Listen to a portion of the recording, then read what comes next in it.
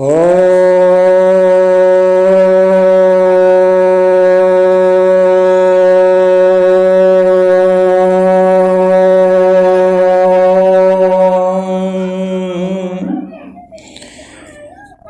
भक्तजनों को सप्रेम नमन। भक्तों, आज जिस विषय पर व्याख्यान होना है यह विषय है लाइफ एंड कैपिटल, जीवन और पूंजी। यह कार्ल मार्क्स का सिद्धांत है। यह पुस्तक मैंने लिखी है the light of the world. तो यह एक विशेष अनुरोध किया गया है स्वतंत्र कुशवाहा जी के द्वारा। इसके कारण ही ये सुबह से रुके हैं। तो इस विषय पर ही व्याख्यान आज होगा। कार्ल मार्क्स के जो स्टेटमेंट हैं उसके आधार पर ही व्याख्यान होगा। उनके वक्तव्य को कोट करते हुए होगा, क्योंकि वही प्रमाणिक भी होगा। आज जो पूरे विश्व में कम्युनिस्ट पार्टी है उसका सैद्धांतिक वैचारिक आधार कार्ल मार्क्स के ही सिद्धांत हैं। और बहुत सारे विश्व भर के जो बुद्धिजीवी हैं वे कार्ल मार्क्स के सिद्धांत को बिल्कुल ध्रुव सत्य मान करके ही उस पर चलते हैं। आज हम लोग देखेंगे कि उनके सिद्धांत में कहाँ पर क्या है।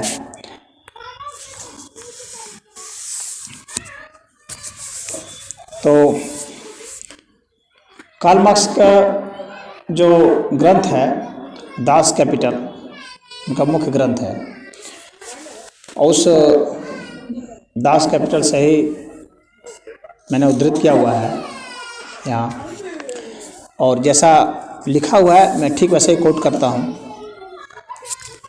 Karl Marx says in his thesis on Feuerbach, the materialist doctrine that men are products of circumstances and upbringing, and that therefore changed men are products of other circumstances and changed upbringing, forgets that it is man that change circumstances and that educator himself needs educating।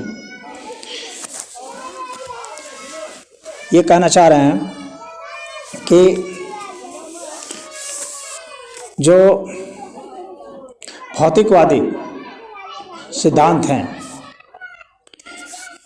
वे यह बताते हैं कि जो वातावरण है वे वातावरण ही किसी को बढ़ाते हैं, पालते हैं किसी को। और ये जो बदले हुए व्यक्ति होते हैं, यानी जिस तरह से बदलाव होता जाता है उसमें, उस पालने के संदर्भ में, तो हम देखते हैं कि जो भी परिस्थितियां होती हैं वे परिस्थितियां वास्तव में जो वातावरण है उनके कारण ही होती है, और न कि अलग से कुछ। और ऐसा है कि जो शिक्षित करने वाला है उसी को शिक्षा की जरूरत है, ये वे कहना चाह रहे हैं। तो मूलतः ये मनुष्य को और प्रकृति को अलग नज़रिए से देख रहे हैं, दोनों को अलग कर रहे हैं। जबकि हम पाते हैं कि मनुष्य और प्रकृति सर्वथा कोई अलग नहीं है। प्रकृति के तहत ही मनुष्य है।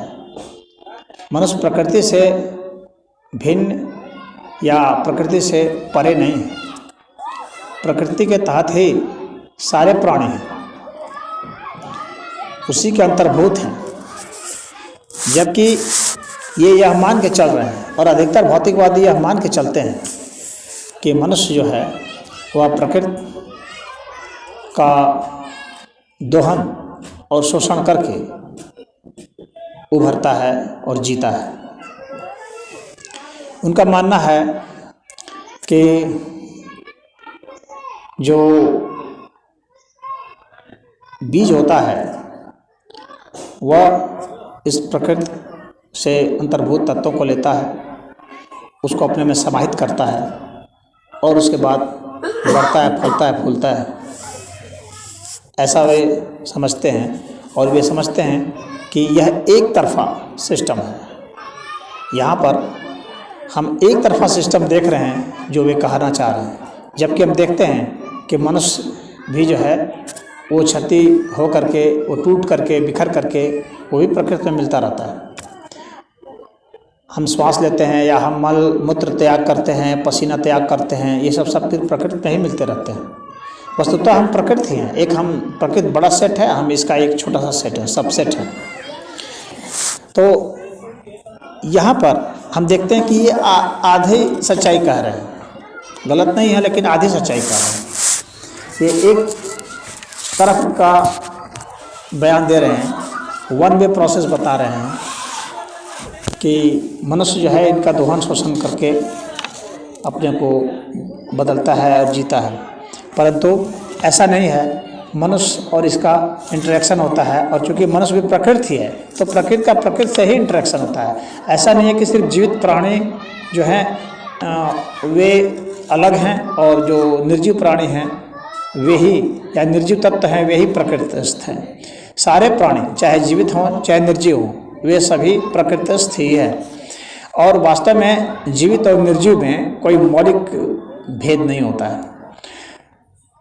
जो हम कहते हैं कि जीवित प्राणी हैं, उनमें सिर्फ बात इतनी है कि ऊर्जा एक विशेष अर्थ में प्रकट है, बस इतनी कि वह ऊर्जा का प्रयोग कर ले रहा है एक विशेष समय के अंतराल में, बस इतनी सी बात है। और जिन्हें हम निर्जीव कहते हैं उसे भी एक विशेष रूप से अभिव्यक्त कराया जा सकता है। इसीलिए हम लोग देखते हैं कि रोबोट्स और कंप्यूटर बन गए जो कि ऊर्जा का प्रयोग कर लेते हैं और उसी तरह से अभिव्यक्त कर सकते हैं विचारों को, यहाँ तक कि भावों को भी और कर्मों को वे कर सकते हैं। तो ये प्रकृति का और मानव का ये जो भेद है, प्राणियों का जो भेद है, यह भेद वास्तव में कोई भेद नहीं है, धूमिल है। इसलिए यहाँ पर सनातन धर्म में आत्मवाद की बात की गई है, एकत्व की बात की गई है कि सारे तत्व जो हैं मूल रूप से एक ही है। सनातन धर्म में यह बात की गई है। यदि हम यह वायरस की भी बात करें, वायरस एक बहुत अच्छा उदाहरण है जो कि प्राणियों में प्रवेश करने के बाद प्राणी जैसा व्यवहार करता है, प्राणी से अलग हो जाने के बाद निर्जीव तत्व जैसा व्यवहार करता है।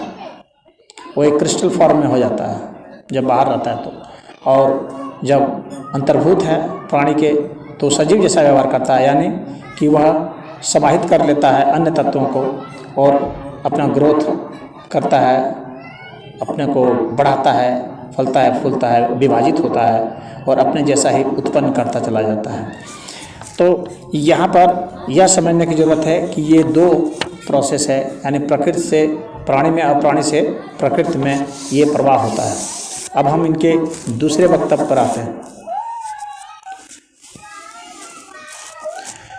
इनका दूसरा वक्तव्य है manifesto of the communist party,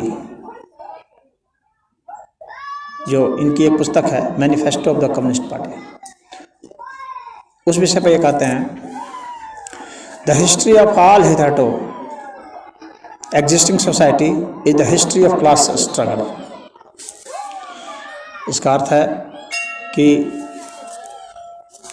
ये पूरा जो इतिहास है समाज का, यह इतिहास वास्तव में वर्ग संघर्ष का इतिहास है। वर्ग संघर्ष का इतिहास उसको बतलाते हैं।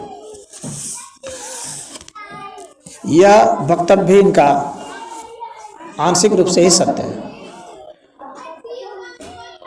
मनुष्य जाति या कोई भी प्राणी सिर्फ संघर्ष करके नहीं खड़ा है, बल्कि संघर्ष से ज़्यादा वह समभाव से और सामाजिक सामंजस्य बनाते हुए और परस्पर सहयोग करते हुए खड़ा है। सिर्फ वह संघर्ष से नहीं खड़ा है। और यदि हम ऐसा सोचेंगे कि सिर्फ संघर्ष से खड़ा है तो ये पूरा समाज टूट के बिखर जाएगा, क्योंकि संघर्ष से हम एक दूसरे को नष्ट कर सकते हैं, एक दूसरे का निर्माण नहीं कर सकते। यदि हमें निर्माण करना है किसी भी चीज़ का तो उसमें सहयोग और सामंजस्य चाहिए, समन्वय चाहिए। इसीलिए यह जो उनका सिद्धांत है संघर्ष का, इसने जीवन को संघर्षमय बना दिया और जीवन को पीड़ामय बना दिया, दुखमय बना दिया।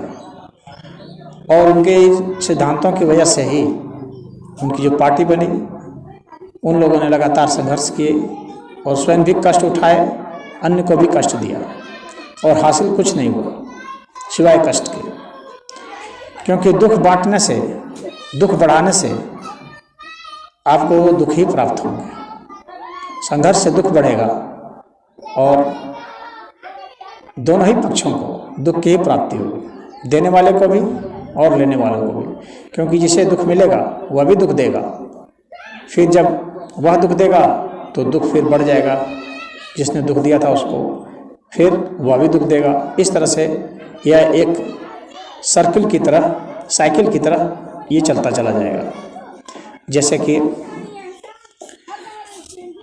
यदि आपने किसी को कड़ा शब्द कहा तो वह भी कड़ा शब्द कहेगा, फिर आप अपशब्द बोलेंगे, फिर वह भी अपशब्द बोलेगा, फिर आप और जोर से बोलेंगे गुस्से में अपशब्द, फिर वह भी जोर से बोलेगा, फिर आप भद्दी भद्दी गाली देने लगेंगे, वह भी भद्दी गाली देने लगेगा, फिर आप हाथापाई पर उतर जाएंगे, वह भी हाथापाई पर उतर जाएगा। फिर हो सकता है कि आप और ज़्यादा गुस्से में आ जाएं, लाठी डंडे भी चलाने लगे। इस तरीके से ये बढ़ता बढ़ता अंत में दोनों के विनाश के कगार पर दोनों को ले जाएगा। तो यह जो क्लास स्ट्रगल की बात मार्क्स ने किया है यहाँ, तो ये क्लास स्ट्रगल ऐसा ही है, लगातार वो संघर्ष करा रहा है और कृत्रिम वर्ग भी पैदा कर रहा है। मनुष्य को वर्ग में विभाजित कर दिया गया है कृत्रिम रूप से, आजीविका के आधार पर, जबकि मनुष्य सिर्फ आजीविका के आधार पर खड़ा नहीं है या सिर्फ धन के बल पर खड़ा नहीं है। अगर हम धन से वर्ग बनाते हैं तो असंख्य वर्ग बन जाएंगे, जबकि इन्होंने दो वर्ग बनाए हैं, एक बोर्जुआ एक प्रोलेटेरिएट, दो वर्ग बनाए हैं। तो एक पूंजीपति वर्ग है, एक सर्वहारा वर्ग है। इस तरह से दो वर्ग बनाए हैं इन्होंने और दोनों का संघर्ष इन्होंने खड़ा किया है कृत्रिम रूप से। अब ये दो की सीमा रेखा कुछ नहीं है, इन्होंने अपने से सीमा रेखा मनमाने ढंग से खींच दी है। अब किसी के पास 10 रुपये हैं वह भी एक वर्ग है, किसी के पास 20 रुपये हैं वह भी एक वर्ग है, किसी के पास 100 रुपये हैं वह भी वर्ग है, 1000 रुपये हैं वह भी वर्ग है। तो अगर हम रुपये के आधार पर भी वर्ग करेंगे तो जितने रुपये उतने वर्ग हो जाएंगे। करोड़पति अमीर है निसंदेह, पर जो 1 करोड़ वाला व्यक्ति है, यदि वह 100 करोड़ वाले व्यक्ति के समक्ष रहेगा तो उसके समक्ष तो वह गरीबी हो जाएगा, क्योंकि गरीबी और अमीरी सब सापेक्षिक है। तो इस तरह से इनका जो वर्ग का विभाजन है, जिसके आधार पर ये यहाँ पर वर्ग बना रहे हैं और क्लास स्ट्रगल की बात कर रहे हैं, तो वर्ग का विभाजन इनका कृत्रिम है और इनका संघर्ष भी कृत्रिम है। वास्तव में हम लोग यहाँ पर इस तरह का कोई वर्ग नहीं पाते हैं, क्योंकि एक धन से संबंधित आप वर्ग बनाए, फिर यदि उन्हीं मनुष्य को बांटना होगा ज्ञान के आधार पर तो उनका वर्ग अलग बन जाएगा। फिर उन्हीं मनुष्यों को बांटना होगा शारीरिक शक्ति के बल पर तो फिर अलग वर्ग बन जाएगा। उन्हीं मनुष्यों को अगर बांटना होगा मान लीजिए कि गायन के आधार पर तो एक अलग वर्ग बन जाएगा, यानी कला के आधार पर हम बांटेंगे तो फिर अलग वर्ग बन जाएगा। तो उसी व्यक्ति को हम भिन्न भिन्न कई प्रकार के वर्गों में बांट सकते हैं अलग अलग गुण के आधार पर। तो फिर वास्तव में ये वर्ग कहाँ ठहरेगा? ये वास्तव में वर्ग है नहीं, यह कृत्रिम रूप से है। इस प्रकृति ने इतने ज़्यादा गुण सब में दिए हैं कि किसी को भी हम एक ढांचे में फिट नहीं कर सकते कि यह इतने ही है। एक व्यक्ति में कितने भी गुण होते हैं और वे कितने ही गुण ऐसे होते हैं जो कि अभी विकसित नहीं होते हैं उसमें, या उनका वो प्रयोग नहीं किया हुआ होता है, उसको वो विकसित कर सकते हैं, फिर वो अलग फिर वर्ग बनता है। तो इस तरह से असंख्य वर्ग तैयार हो सकते हैं और उनके बीच में आप यदि संघर्ष कराने की सोचते हैं कृत्रिम रूप से, तो यह तो एक दार्शनिक भूल होगी, सैद्धांतिक भूल होगी और समाज में यह एक विध्वंसी उत्पन्न करेगा।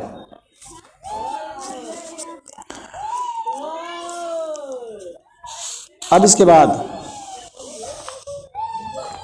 जो इन्होंने संघर्ष की गाथा लिखी है, इसी आधार पर इन्होंने सिद्धांत बनाए हैं कि संघर्ष कैसे होते हैं। तो इन्होंने जो पार्टी बनाई वे लगातार संघर्ष करते रहे।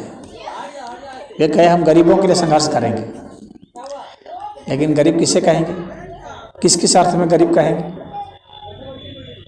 सिर्फ पैसे से कोई गरीब नहीं होता है, चरित्र से भी गरीब हो सकता है, ज्ञान से भी गरीब हो सकता है, कोई गुण से गरीब हो सकता है, कला से गरीब हो सकता है, तमाम तरह की गरीबी होती है। अन्य अन्य भावों से भी गरीबी हो सकती है। तो उसको ये पूर्ण रूप से डिफाइन नहीं कर पाते हैं। तो ये सिर्फ एक धन को लेके चलते हैं और उसमें भी ये स्पष्ट नहीं कर पाते हैं कि गरीबी हम कितने को मानेंगे, 100 रुपये वाले को मानेंगे कि 1000 रुपये वाले को मानेंगे, कितने को मानेंगे, और उसको मानने का आधार क्या होगा। इस चीज़ को ये व्याख्यायित नहीं कर पाते हैं। अब इसके बाद हम ये भी देखेंगे कि समाज में बहुत सारे संत हुए हैं, बहुत सारे बुद्धिजीवी दार्शनिक हुए हैं, विशेषकर भारत में, जिन्होंने कि सबके कल्याण के लिए सोचा और इस तरह की कोई संघर्ष की बात नहीं की, समन्वय, सामंजस्य, सहयोग की बात की। चाहे यहाँ बुद्ध रहे, चाहे महावीर रहे, चाहे याज्ञवल्क्य रहे या अत्रि अंगिरा रहे, यहाँ तो इस देश में लोगों ने अपने को निश्चय कर दिया है। जो त्यागी होते हैं, जिन्होंने धन स्वेच्छा से ही छोड़ दिया है, वे और बड़े स्तर के माने जाते हैं, उनका तो और ऊंचा स्थान होता है, जबकि इनके हिसाब से तो उनका स्थान काफ़ी नीचा होना चाहिए। इनके पास कुछ नहीं है, 1 रुपया भी नहीं है, तो उनका स्थान तो काफ़ी नीचा होना चाहिए इनके हिसाब से। लेकिन भारत ने यह सिद्ध किया कि नहीं, वास्तव में जिसे पाने की कामना नहीं है वह व्यक्ति ही ज़्यादा ऊंचा है। उसके पास 1 रुपया नहीं है तो उसका कोई मतलब नहीं है, क्या उसमें पाने की कामना है या नहीं है, यह ज़्यादा महत्वपूर्ण है। गरीबी और अमीरी जो है, यह इसकी व्याख्या कई तरीके से हो सकती है। एक वह जो कि हमारे पास जितना धन है उस हिसाब से हमने किया। अगर धन की भी बात लेते हैं, अलग अलग गुणों में, अलग अलग भावों में हो सकती है व्याख्या, लेकिन यदि हम सिर्फ गुण को ही लें तो भी अलग अलग हो जाएंगे, सिर्फ भाव को लेंगे तो अलग अलग हो जाएंगे, सिर्फ चरित्र को लेंगे तो अलग अलग हो जाएंगे, ज्ञान को लेंगे तो अलग अलग हो जाएंगे, उसमें गरीब अमीर हो जाएंगे। लेकिन यदि सिर्फ ये भौतिक मुद्रा को लेते हैं, उस आधार पर अगर गरीबी अमीरी आंकते हैं, तो भी इसमें भी पहले शुरुआत में मोटे तौर पर 2 कैटेगरी बन जाएगी। एक वे जिनको इकट्ठा करना है, यानी इस तरह से परिभाषित कर सकते हैं कि जिसके पास जितना रुपया है वह उतना अमीर है, जिसके पास जितना कम रुपया है वह उतना गरीब है। एक परिभाषा तो यह है। दूसरी परिभाषा इसकी ऐसे भी हो सकती है, जिसे जितना पाने की इच्छा है, यानी जिसके डिमांड जितनी ज़्यादा है वो उतना ही गरीब है, और जिसके डिमांड जितनी कम है वो उतना ही अमीर है, जिसकी मांग जितनी कम है वो उतना ही अमीर है। तो जिस व्यक्ति की मांग बहुत ज़्यादा है, जैसे मान लीजिए टाटा बिरला है, उनको करोड़ों रुपया डेली चाहिए, उनके पास करोड़ों है ये मायने नहीं रखता है, करोड़ों उनको डेली चाहिए यह ज़्यादा मायने रखता है। इसीलिए वे काम कर रहे हैं, उनकी गरीबी मिटी नहीं आज तक, वे लगातार काम कर रहे हैं कि गरीबी मिट जाए। वे डरे हुए हैं गरीबी से, लगातार काम कर रहे हैं कि पैसे वाले हो जाए। और तो उनकी डिमांड कितनी है, बहुत, डेली करोड़ों है। एक सामान्य सा औसत मध्यम दर्जे का आदमी है, वो डेली सोचता है 1000 2000 भी आ गया तो ठीक है, तो उसकी मांग कम है। तो जिसकी मांग जितनी कम होगी, जो जितने चीज़ों के बगैर रह सकता है, वह उतना ही श्रेष्ठ है, वो उतना ही अमीर है, क्योंकि उसकी मांग कम है, इसलिए वो प्रसन्न है।